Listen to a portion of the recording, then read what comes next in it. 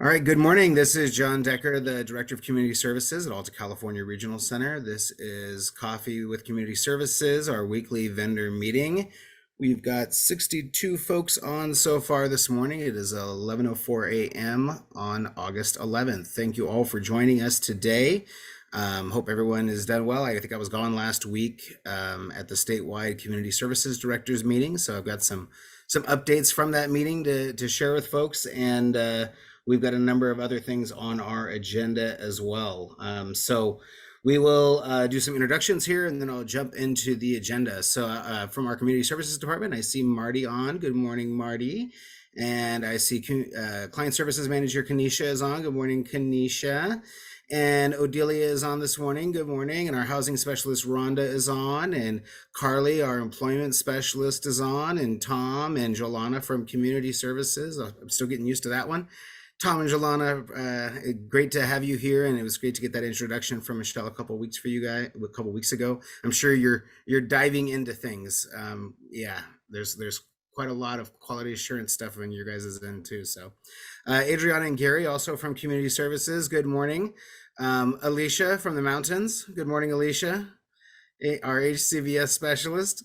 Good to see you today. And QA specialist. I see Scott on this morning. Good morning, Scott. And let's see who else from community services. I see, oh, of course, Rima is on, our deaf and hard of hearing specialist. Our community services manager, Helen, is on. I see our lead specialist, Jason, is here. Good morning, Jason. Where Jason's going to give us a updated on coordinated family supports here, I think, in a little bit. And Leah from community services, good morning too. Sasha Shamir, our cultural diversity specialist. Good morning, Shamir, as well. Let's see, Christy from Community Services. Good morning. I had to go to page 2 there. And Beverly as well. Good morning. Our manager Michelle is on here. Good morning. And my assistant Zach is on. Good morning. Zach traveled to the office, returning back from vacation, only to find out that the office was closed and his boss wasn't there. So good to see you, Zach. One day we'll see each other in person again, I'm sure. Client Services Manager, I see Wyatt on. Good morning, Wyatt. And I see our Associate Client Services Director, Tracy, on. Good morning, Tracy Brown. And let's see, I see Damien on for Community Services. Good morning, Damien. Client Services Manager Phil is on. Elia Collins is on as well. And let's see, Client Services Manager Cindy is on. And Alicia's on here again because she moved around on my screen. So she gets introduced twice. And so, good morning, everyone. And we've got some service coordinators that are on here as well. We do introductions for another 5 more minutes, but good to see everyone. We're going to talk about a few different things. We're going to jump to Rima first in the agenda. Then we're going to have Jason talk about coordinated family supports. Then there was a statewide HCBS meeting and also the community services directors meeting. So I kind of want to go over some of the discussion that went on there because there's a lot of items that people had questions about. Let's see. Give an update. We'll see if Jennifer Bloom is able to join us, or we one of the EI managers about the job fair that was held. We had to do a last minute rescheduling due to our ongoing bug infestation. I don't want to say the word because when I say the word, it makes me itch a little bit. I don't like saying the F word, is what I'm calling it now, affectionately. And so we have some bugs inside our office, and unfortunately, we have not been able to get them out. And so therefore we've all been out of our office now, and we're still slated to be out of our office for another 11 days at Alta because of this ongoing issue. But that being said, it's good to see everyone here for that. And we did have to move the EI job fair in an emergency manner across the street to the Hilton. We'll go over some of our upcoming calendar events as well. I asked Mariano here is here from CRS, and I'm going to ask him to introduce himself and talk about his service. I think that's kind of neat for us to do when we get new services vendored and they join this meeting to give an opportunity for folks to introduce themselves. And then want to talk a little bit about an idea about funding an expansion of FMSs through community resource development plan startup funds. So I want to talk about that a little bit because we have big FMS issues with our regional center and statewide. There's big FMS issues, and so just want to talk with folks about that. And then we want to talk a little bit about the social rec fix as well, which also came up during the community services directors meeting. So And then we're going to have Marty also talk about R&D, and I'll actually have Marty go second after Rima and before Jason. So let me throw it to Rima, and we'll make sure we pin you so you look good on the video. Yeah. We finally figured out how to do the videos again, where everyone is seen on the screen on the YouTube recording. So, all right, you're on, Rima. Okay. Good morning. Hello, everybody. So I want to continue with, the kids are back to school, like we said last week. So let's do some signs regarding school. So the sign for play, hand shape, movement, play. Oh, let me look at my notes. I gotta remember my other one. I already made several videos. So this is the sign for learn. Learn. Could be learning, would be multiple sign for learn or to learn. Chat. The sign to chat. We use sign. So why would we do this for chat? So we're going to sign chat that way. So that's culturally appropriate. Also on the YouTube link, I have shared some of the, I guess, the most favorite books to read for school. So David Goes to School. Maybe some of you know that book. It's kind of silly, about a boy named David, and he uses ASL. So it's really great that we've got a lot of deaf people doing videos and interpreting books that exposes kids to English plus the sign on one screen. So it really makes them bilingual. So there's a link to the ASL stories on YouTube. So ASL literacy. Deaf 101. So I've gotten the question, why do deaf and hard of hearing, what do they need? Language. So there's some brief articles, some research indicating that many deaf and hard of hearing typically are language delayed because they have no native languages at home. Spoken language by parents and hearing kids, they hear actively or passively. So they're increasing their knowledge of their language and they're able to communicate. But deaf kids who can't hear, or they may hear some, it varies, right? There's a range.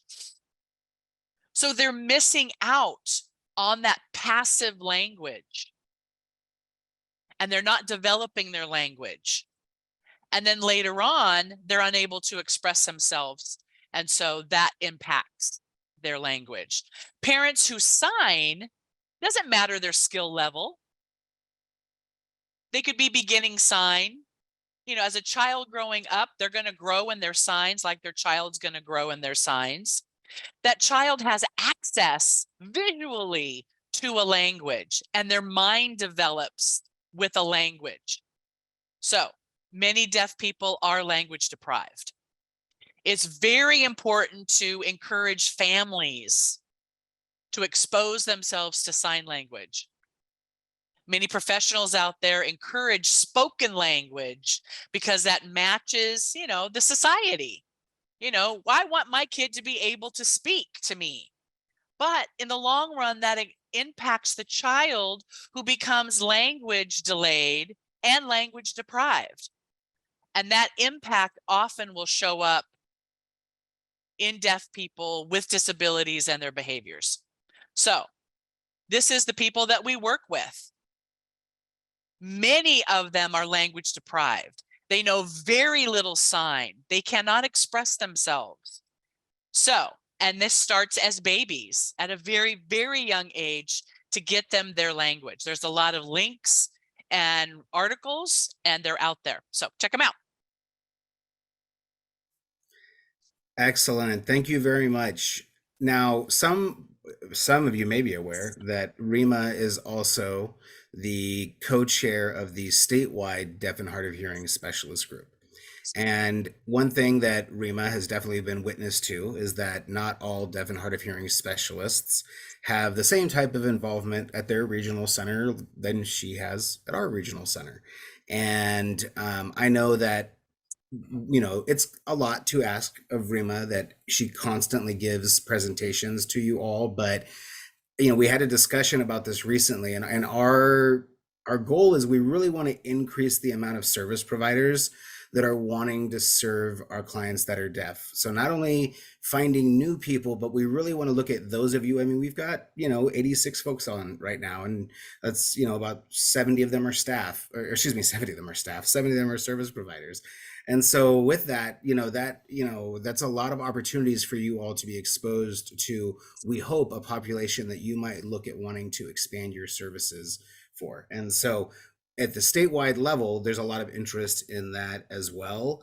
I don't know that anyone else has the same access that Rima has to the vendors as frequently. And so with that, there has been a request of, is there things that statewide the deaf and hard of hearing specialists can do to work on? And so Rima, help me if I mess these up, because this is what I had from my notes down from the meeting that we had, which was that there is a desire to look at adding basically a guideline or procedures on how to add services for deaf and hard of hearing individuals to your vendorization. So we want the collective, knowledge of this group of statewide, and they're really awesome too. This is my first opportunity to have a meeting with the statewide group, and just taking that collective expertise and having them put together something that we can then use as a tool for service providers so that they know how to incorporate those services in. And so, Rima, more about that, if there is anything, please. Yeah, so let me expand on that. What we're hoping with the guidelines, that's going to help the vendors have a better understanding of how to provide services. Because many people ask me, like, what do I do? I don't even know where to start. What are the things that I need to do? How can I give support? How do I get interpreters? So we're developing some guidelines that are going to help vendors feel more knowledgeable so that they can do the support, that they can add the support for the deaf and hard of hearing population. And then secondly, one of the things that is certainly something that was looking at trying to be operationalized at a statewide level is the development of support groups for clients and family members. And what we discussed was that regional centers have such close relationships with the family resource centers that we could possibly look at, again, using the expertise of the statewide deaf and hard of hearing specialist groups.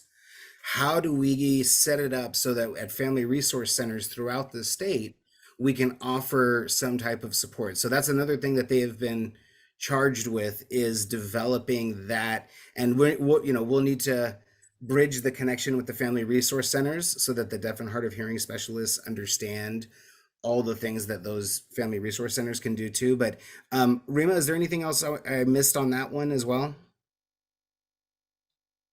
No, you did a great job. I think you covered everything. Awesome. And then there was the other one was developing year-round workshops for vendors. And I believe that Inland Regional Center has already begun a project similar to that. And the idea was hopefully that they could be a lead, which your co-chair is from Inland Regional Center. So it works out really well. Right. Right. Yeah. The workshops that would help to discuss different topics that vendors may not know how to use an interpreter. So that's a workshop topic that we could provide more information and exposure and experience to. Deaf culture, I mean, the list is just endless. I mean, my co-chair is doing a wonderful job with what she's doing, and we're wanting to get some statewide attention on that. That'd be great. So imagine, both the development of the tools to be able to add it to your vendorization, but then also the tools to be able to sustain it for your business as well.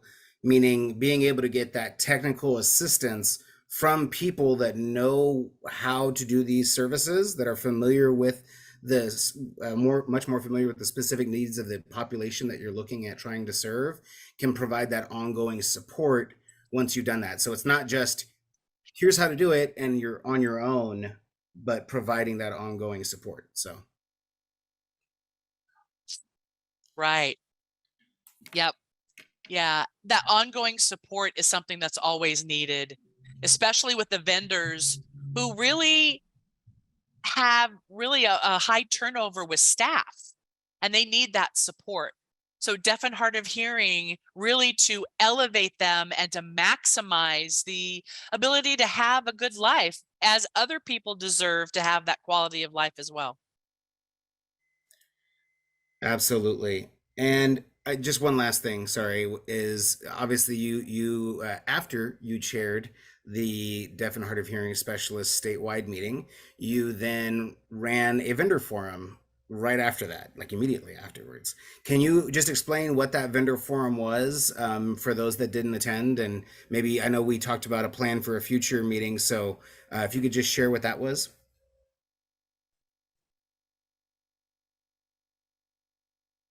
Yes, I just hosted the first Deaf and Hard of Hearing forum, and we had about 30 people who attended the meeting. That was thrilling to see such a good number to start with. So we did introductions. We discussed hot topics like the word deaf plus. Why would we want to use that word, not just deaf and hard of hearing? So this was a big discussion among the group, and they are all familiar with that particular population.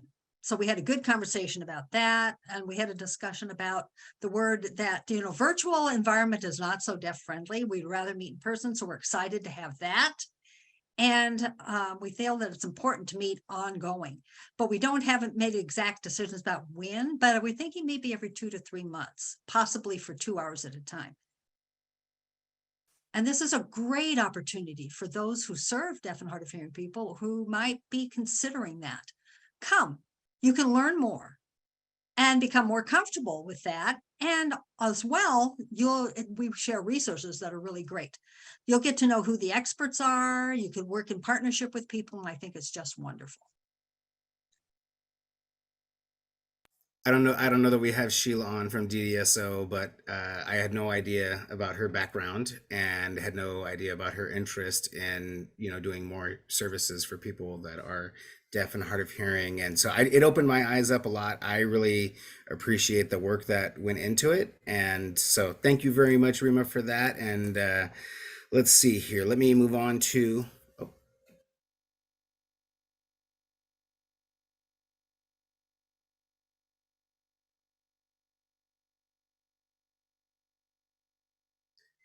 I think the interpreter might have lost you while I unspotlighted you on accident. Sorry. Would you repeat that? Oh,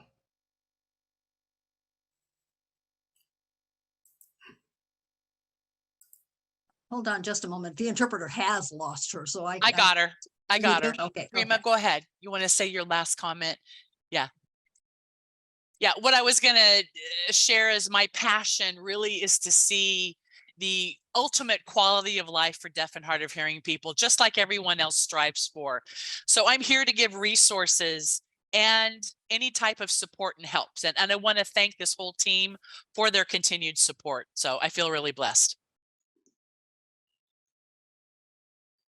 oh, awesome. And thank you for your comment there in the chat, Sheila, as well. All right.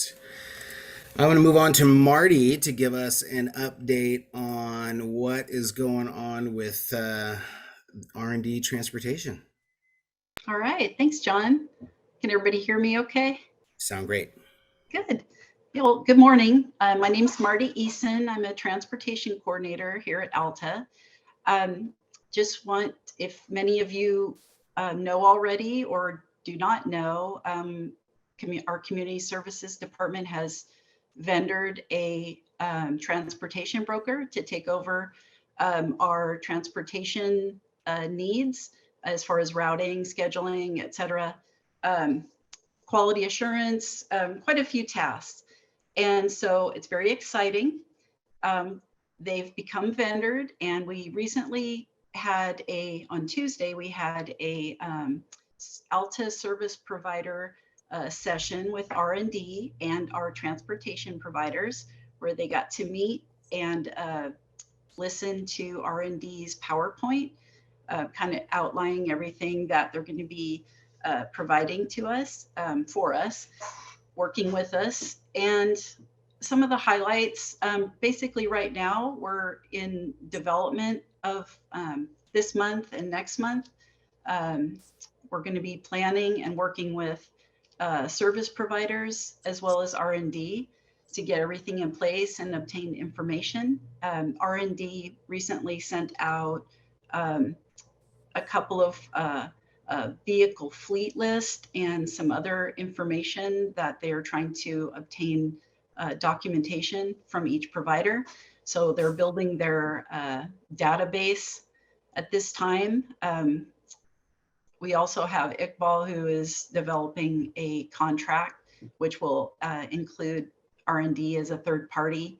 And once that gets developed, we will be hosting another meeting with the transportation providers to share the new contract, as well as answer additional questions regarding R&D. We have some other dates coming up. There will be more planning sessions, and there will be presentation to our Alta associate directors, as well as our managers later this month. And we're anticipating a start date of turning over the requests as of October 1st. So we have a lot of work to do and a lot of preparation. Right now, like I said earlier, we're really focusing on information gathering right now, and R&D will be reaching out to the providers and then working with them later on one-on-one. So did I leave anything out, John? No, that was perfect. Again, the idea is it's a gradual rollout. We're still maintaining our, in-house positions until we get the rollout done. I know providers were concerned about, us, getting really far behind if, we have a very quick transition over. But, this is something that I've thought about for about 10 years. And so, and there's certainly a number of companies that, I looked at, and these folks had the experience. And at the end of the day, if we're going to do something like this, we really want to work with someone that already has established relationships with 6 other regional centers and has been doing this, since the 90s. So I feel very good about the way they're approaching it. And I appreciate, Marty, all the hard work that you are doing on this transition as well. Marty, Damien, and Helen are involved in a lot of these meetings, and it's a big thing transitioning over something like this. And overall, I would just say it's a big change for providers, and I understand certainly where providers were coming from in their comments of concern about the process changed. But I also know that many of our processes are a form of complaint because of some of the challenges that we have in being able to keep up with the growth of our agency and the ever-changing rules that we have to look at, like, for example, implementing alternative services for transportation providers. So it really has made it a big challenge. So I just, again, really want to appreciate all your hard work, Marty, on this, because it's been a lot, and especially having to get the contract stuff handled with Iqbal as well. So all right. And the next thing I will go to is we had the coordinated family supports. So Jason. Good morning, everyone. I am very pleased to announce that we have our first coordinated family supports service provider completely vendored.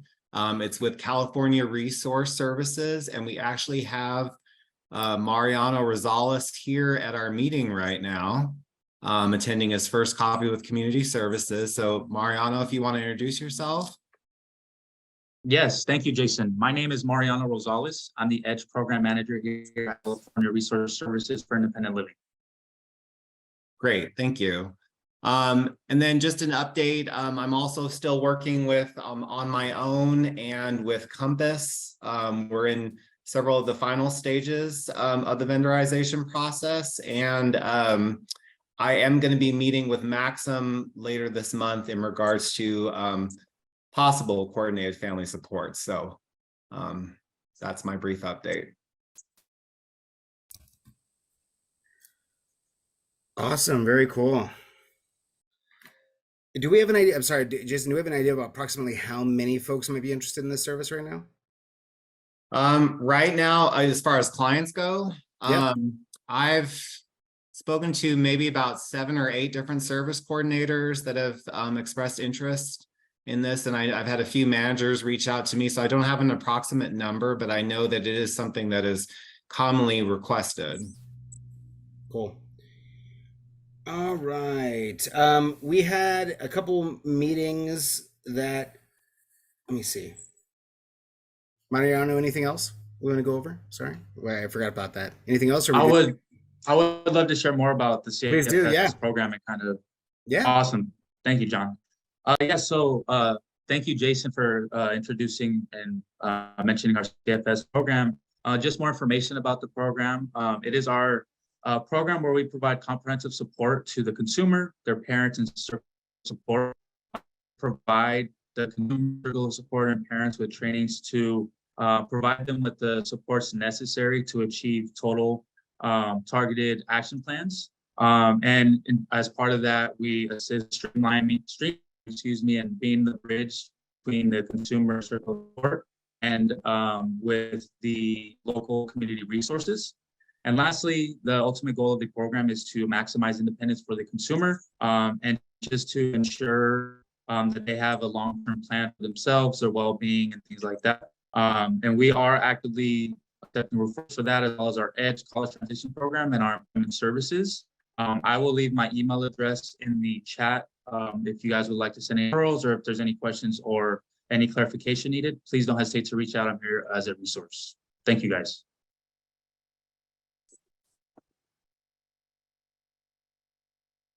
Sorry, there you go. Unmuted now. Awesome. Thank you very much. I appreciate that. Welcome, and look forward to seeing you in these vendor meetings. Oh, look at that. 95 folks on now.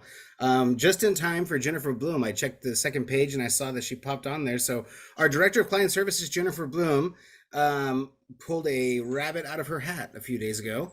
And so would you mind sharing with folks kind of how your week has been? Oh, sure. Hi, everybody. So you might remember that we've been talking for a few months now about a early start job fair for our vendor providers. This is part of our American Rescue Plan Act pilot project, and one of our goals is to increase service provider capacity, specifically for those serving infants and toddlers ages 0 to 3. And you may also have heard that we have a little flea problem at our Harvard office. So that job fair was scheduled to be in the Brenda Smith conference room. We promoted the job fair widely on social media, the DSP Collaborative website, through Sac State, Mind Institute, and many others. So we had no way of letting anyone know that we were going to be moving the location of our job fair.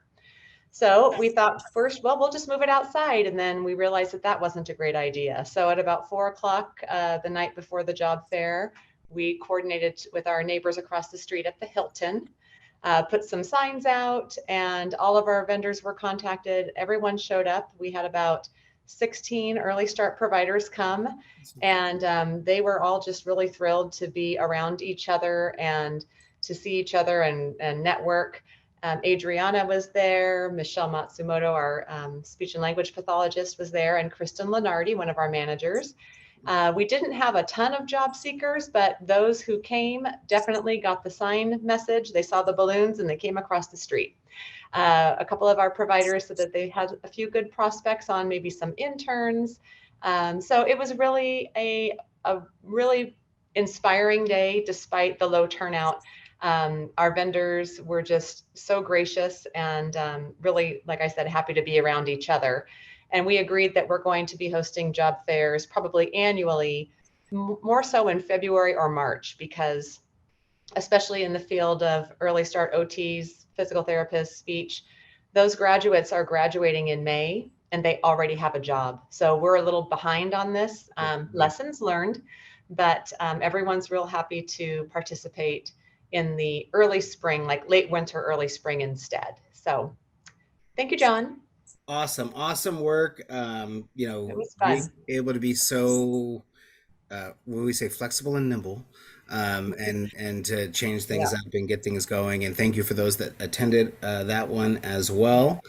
All right, so let's see here.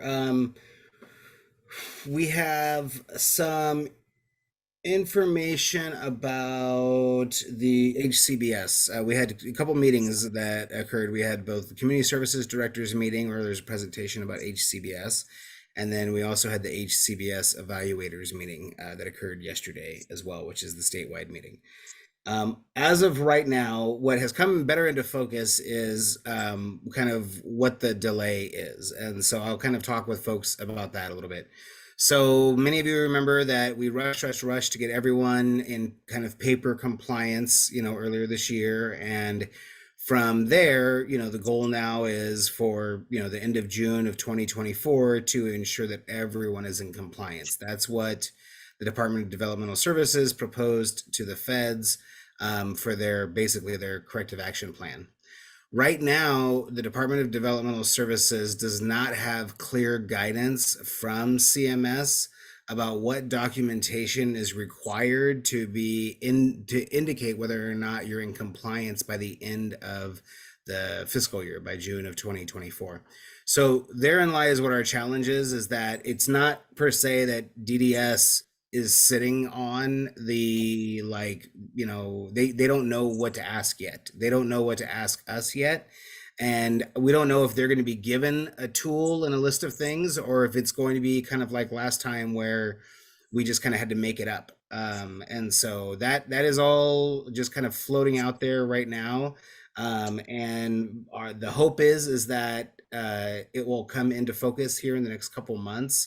But that really puts us in a tough spot to be able to get to the end of June and get all of those HCBS reviews done in the manner with which they dictate that we have to do them.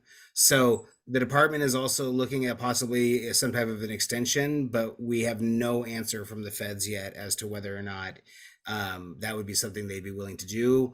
There was certainly, I would just share, a lot of complaints that we're already into August. And regional centers don't know what we're supposed to do yet. And we have so many vendors. I was thinking about having Alicia do a countdown of the number of vendors that we have that needs to do this, and the number of work days that we have until June 30th of 2024, because it's just going to get worse and worse every day as we get closer and closer.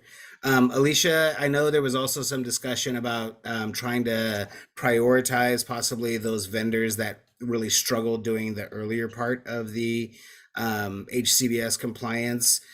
Did I miss anything else kind of big that we discussed, at least at the HCBS evaluators meeting? I know they really highlighted North Bay Regional Center for their heightened scrutiny visit that they got from CMS. Apparently there's a day program that's on the campus, like behind Napa State Hospital. And they went out there and the feds said it was a model program going from, what it was 70 years ago, which was, a workshop behind the back there, to now a fully community integrated and community-based, day program activities. So, yeah. Anything else, Alicia? No? Yeah, I didn't think so as far as HCBS. Again, we're in a holding pattern. I will say Alta is in the process of hiring another HCBS specialist. We do not know yet. We know that the 50 positions statewide were approved. We know that they are supposed to be allocated based on 1915I waiver amount of clients that we have. So, I would say that we're probably at least in line to get 2 more HCBS specialists just because of the large size of our regional center, but they're still working out those calculations. But we felt like it was important to get started with this. And so that's why we have another person that's starting up. I am going to be meeting with Alicia and with Michelle a little bit later today because I want to be developing a work plan for our new staff person that's going to be starting doing this. I don't want to wait per se for DDS. And so we're going to be developing a few things for them to be really focusing on in the interim. And I'm hoping that they can then present that a little bit more widely to this group, maybe next week or the week after that, about some of those HCBS activities that we're going to be starting on until we have the guidance, the full guidance from DDS, because we do need to get some things going. So we're meeting later today, and then we'll update folks more about that. But it is, I mean, again, all of these specialists put so much work in to do it previously, and you know, the clock keeps ticking. So hopefully we can get some, and DDS is well aware of it, as I said as well. So additionally, a lot of the workforce stuff came up. We got presentations from a number of people at the department. We got presentations from Vicki Smith, who oversees the policy and program activities at the department. So we got updates on electronic visit verification, which we already shared with folks here, I think 3 weeks ago or so. We got the HCBS updates that I just shared right now as well. And that was when we really learned that the department doesn't know what guidance to give us really yet. And so, and hopefully we have that soon. We also learned that we should have the allocation for the HCBS specialists sometime in August. That's their goal, is to let us know in the next couple weeks. And then how HCBS specialists should be utilized is something that they told us they're hoping to get that out to us when the DDS letter comes out that goes over the budget and the trailer bill items, and that's usually at the end of September. So they'll be getting that out to us. We can give you guys more guidance on how those positions are going to be utilized, hopefully sooner rather than later. And the issue is that a lot of our, we have a lot of QA activities for like residential, for example, some really good tools where you can find most of the federal things, but they're not explicitly woven into our QA documents the way they really need to be. And they're certainly not woven into our IPPs. That was one thing I appreciated, Alicia, was the discussion from, I believe it was Central Valley Regional Center, from Anthony, about the new Central Valley Regional Center template that they are using for their IPPs. And it is really like a person-centered questionnaire that hits all the points, and it works with federal programs too, I'm understanding, so that we ensure that the IPP contains everything that it's needed. And so once I'm really interested to learn more about that because we have a lot of issues with, I think, the language in our IPPs in 2023. And so it's interesting that a regional center is piloting something like that. And so we'll get back to folks on maybe what that looks like down there. That's the beauty of having these statewide meetings, is that you get to find out about some of these innovative things that are going on at other regional centers, because Alicia and Michelle and I can't think of everything when it comes to HCBS, right? All right, so let's see here. Other things for the community services directors meeting, the workforce stuff, DSP university, DSP stipends, DSP training stipends, DSP language stipends. More information is going to be coming out shortly about all of that. There is also going to be a new one-page document that they are going to release that outlines all of the DDS workforce initiatives that they're doing and the implementation. So as soon as I get that one pager, which I think I've shared in the past to this group, I will send that out again. But that really helps you understand, because some of these things are confusing and they go on over multiple budget years. And so I will get that available for folks as well. Additionally, during the community services directors meeting, it was a big area of discussion about social recreation and the impact on the regional centers of processing social recreation, both vendorizations, but also for purchase reimbursements for family members. And a number of regional centers, starting about 9 months ago or so, 10 months ago, put in requests to the Department of Developmental Services called a 637 request that allows a waiver of something within the California Code of Regulations, something within Title 17. And so with that 637, basically what it did was it allowed service providers to turn social recreation into a participant directed service, and then they could utilize an FMS to process those. So a bunch of regional centers were approved for that, but then not everyone got their approvals right away. Alta was kind of waiting to see what the department was going to do with it.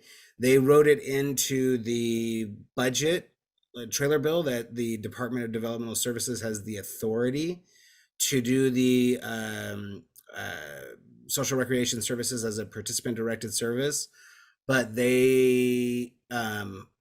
but that has not been issued yet. So they have the authority to do it. They haven't issued it yet. So allegedly the plan is that a directive is going to come out around September 1-ish. And in that, it's going to say that here's a new service code. You can now do participant directed services for social recreation services. So that is upcoming. In the interim, because right now we don't have that service code that's been established, the department does not want regional centers to wait to try to engage with companies, FMSs, in order to do this work. And so they gave us an interim fix that allows us to do a vendorization at the same rates without having the service code. And so we've been talking with folks that are interested in doing this, talking with folks beyond even just a traditional FMS providers to see if folks are willing to take on this for our clients. It is very impactful having the back and forth with our fiscal department, especially with our case manager, our service coordinator, community services specialists and our service coordinators when it comes to dealing with the purchase reimbursements the way they are. So more to come on that. I did just wanted to share that, and that we are kind of shopping that around to folks that are interested in it.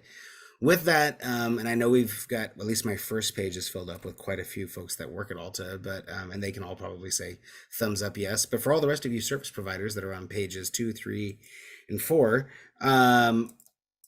we have FMS issues at our agency. I don't know if folks are familiar with this. We have FMS agency issues in being able to process our increasing number of self-determination clients. We have FMS issues as it relates to being able to process our employment payments, or things like our incentive payments for the competitive integrated employment.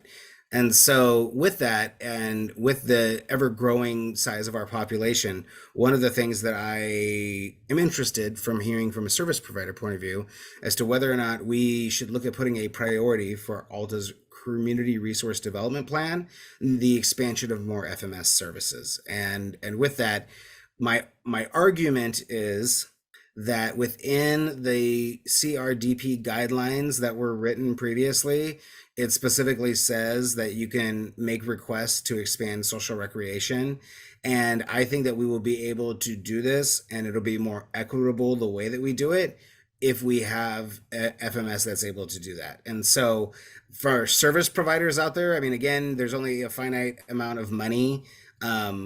We have a lot of the, enhanced behavioral support homes. We have a lot of the community crisis homes.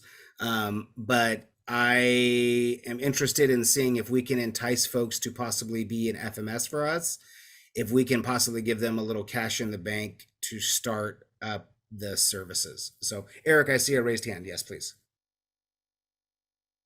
Thanks. Can you just real quickly clarify, can a provider that's serving folks with self-determination also be the FMS for folks in self-determination? Because that's how I've understood originally. That was a big barrier for a lot of folks, that I would have to choose, that I couldn't be both, that the provider had to be separate from the FMS. I've since seen some things at other regional centers that line seemed to be blurred a lot. So if you're going to put an RFP and you're talking to a provider group about, hey, do we want more FMS and encourage people to do that? That's a big question for me. Do I need to choose between trying to provide services for folks in SDP or be their FMS? I can't be both. So Carol's got a comment in there, which is that you cannot be the independent facilitator and also the service provider. Carol, do you want to unmute? And I will also ask if anyone from our case management wants to weigh in on this. I will be honest with you. I am not necessarily an expert in that area. So Carol, you want to chime in on that? Yeah, I'm not sure about the FMS question. I just know that you can't be the person's direct service provider and also be their IF. So that was considered a conflict. It could potentially also be considered a conflict for the FMS, but I don't know that it's written anywhere. I saw So, yeah. Jennifer Bloom moved Jennifer. closer to her microphone as we were talking, and so maybe we'll ask her to weigh in on this one. Oh my gosh, that's what I get for looking close. Yeah, that's it. Do we know this one? Do we need to get Faye or Melissa to? I'm here. This is Faye. Oh, look, there's Faye. Hello. See? I just echo what Carol said. I think that ethically it probably would be a conflict of interest because effectively you would be paying yourself as the FMS, paying yourself as a provider. So that might be a bit conflicty, but I don't believe there's anything written about it. It's the only thing that's written that cannot happen is you cannot be the IF and provide other services, like Carol said. I mean, it's going to be vendored under a different vendor number, right? It's going to have a different service code, and so yeah. And again, the reason why I bring this up, and I've done this before in the past, I talked with you folks about a month ago about the idea of doing the accessory dwelling units on our properties that have like the large residential properties that we have. And we did get feedback, and maybe when Jordan comes back next week, she can talk a little bit about that idea a little bit more. But part of the process of getting access to these CRDP funds is we have to have a community meeting, and we have to get like feedback to our priorities. And so this is an opportunity for me to talk to our community and say, like, this is something that is increasingly really impacting our clients, to my understanding, is not having the FMSs available. And so, you know, when I'm hearing it across different areas and even across different types of services, and we know that these are all things we want to do more of. We want to expand more self-determination options for folks. And so when it comes to this, like, you know, would folks be willing to put down that could be a priority of our regional center? And would you be supportive of that? And so that's kind of why I bring it up, because, you know, I'm going to put out a survey at some point here, or Jordan will, or Zach will, someone's going to, about our CRDP priorities, and would love service providers to weigh in on it, especially if we put something like, you know, FMSs. We would love to get support from service providers, and then internally as well, if there are any of you that are on here from Alta as well that want to weigh in on it. You know, we've been kind of kicking it around with executive management about the idea of making a CRDP request, but any other feedback for that one?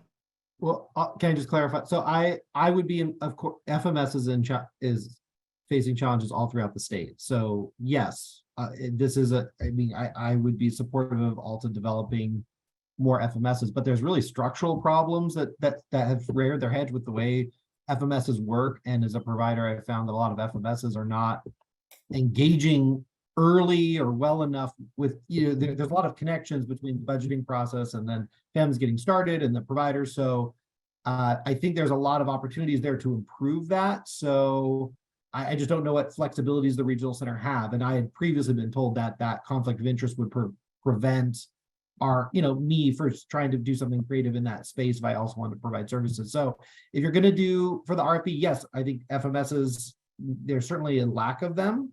I would, but gosh, if there's any way to also attack some of those problems that we've seen in the traditional FMS model through maybe a slightly different approach, I think would be good.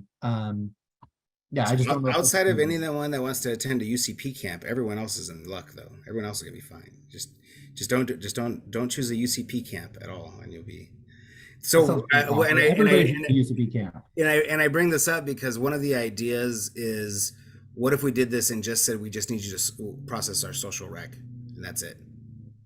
We're not asking you to do SDP. We're not asking you to do. Let's let those other experienced folks that already know how to do those ones, and let's, instead of inundating them with a ton of new social rec work to do, can we bring on someone that maybe would just focus? Because trust me, there is enough work. There are so many clients that are engaged in getting social recreation services at our regional center. It's a job just processing those. And so that's another idea as well, is whether or not someone might be limited to, yes, I'm willing to do this for the purposes of processing the social rec, purchases that you have. And So that is something that we may need to look at as well too. Again, just we're really open to ideas. I would, folks want to talk about ways to expand FMSs throughout the, our catchment area. I'm always interested statewide, but I'm really interested in our catchment area too. Hey, Carol. Oh yeah, go ahead, please.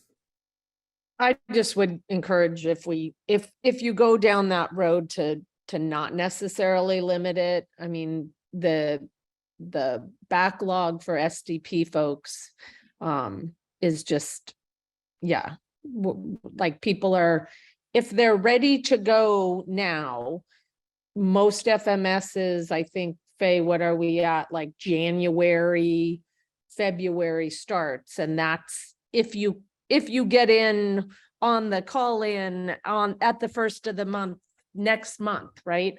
So and that is one of the main causes that are holding people up from going into SDP. So I would love to see more. Hey, and maybe we could talk about this at the PAC meeting, because I'm gonna have time between now and the end of September probably to make this request. But even the idea of maybe a tiered startup, like maybe there's a certain amount of startup that would be tied to serving this group. But if you want to be an FMS to serve our entire agency, maybe there's a larger amount of startup, because there's an argument you take on a larger financial burden when you're going to be right. Like there's that hit immediately when you're an FMS. Unless you're sitting on cash, it's really hard to get it off the ground. I think about some of the organizations that do that are rep payees, because they're already in the financial we're working on space. it. We're working on it. I think Michelle's working on that one. Yeah. I know. We're trying. That is we went there too. And the other regional centers are thinking about anyone. I saw Lindsay in there too. I mean, we get the surety bond and we get the vendorization done, and yeah, you can be an FMS. It's just you have to be able to take on, that responsibility and be able to staff it. But we just need more of it, and the social rec impact of it can't make SDP worse right now. Like we can't have that happen by having this become a participant directed service, because SDP is already, it doesn't meet, it's not meeting its goals if people are having to wait, this time frame. So real quick, I wanted to do a plug here for Supported Life Conference. The Supported Life Conference is coming up October 25th and 26th, and it's been a while since I had done it, and I'm back again. There's a bunch of exciting things that are going to be going on there, and I'm going to share my screen real quickly. And just like every year, Andy and Dana do a great job with this at the Supported Life, and then something always happens. We end up screwing up their schedule so one way or another. But this year we have a little bit of a change. It's going to be Tony and Eric, I believe, for the keynote. Eric Champa are going to be doing that. And you can see Joey Travolta and Harry, who has come and spoke to our provider advisory committee previously. He's actually been in this group previously as well, and talked with you guys too, are doing the keynotes. Don Parada is going to be there from the state Senate. And let's see, I will be doing strengthening community housing advocacy through family partnerships. And so this will be me and some folks from Future for Our Kids and some others, and it's our Disability Housing Alliance that we have, and we'll be talking about a bunch of our activities. So check it out. There's a bunch of neat presentations. I know Arturo is a typical presenter from RCOC on employment. I know this year Disability Rights is doing a housing one that's supposed to be really good. Harry's always amazing. There's a bunch of great ones this year. So just want to encourage folks to go out to the Supported Life Conference, and it's a great opportunity that's held locally, here, especially if you want to learn more about our system and statewide things that are going on. It's kind of neat. So let's see here. Alta calendar, just want to remind folks to please, take some time to look at the Alta calendar. And then, I love doing topics like this right at 11:58, but I do want to show real quickly. Michelle was talking to me earlier about the rate study and making sure that our service providers know Like if they're going to be applying the rate study increases, where do they find that information from? And that information is found on DDS's website. And a good way to find the information about the rate study implementation is right on the front page right here. And it even has the budget information on here. So if you look at SB 188, which is the newest budget that came out, and that's the one that sped up the rate study implementation.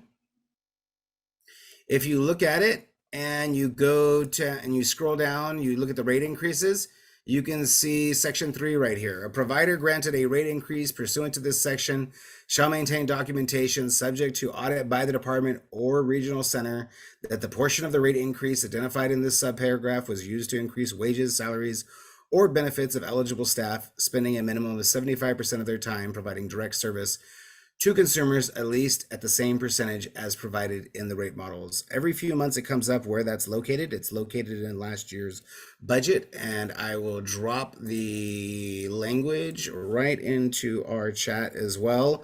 If you have specific questions about this, please don't hesitate to reach out to your community services specialist. They will likely need to pull in your CSS manager or me into the meeting, and that's perfectly fine as well. So that is the link where you can find that specific language on the rate increases. I hope everyone has a fantastic weekend. Look forward to seeing folks next week. Please reach out to your community services specialist if you need anything. And take care, folks. Appreciate the presentations from Jason and Marty and Rima and Jennifer. Thanks again for that awesome job fair. We always want to support our service providers. And so thank you for doing that. Thank you. Have a good weekend. Have a great weekend, folks. Take care. Thank you, everybody.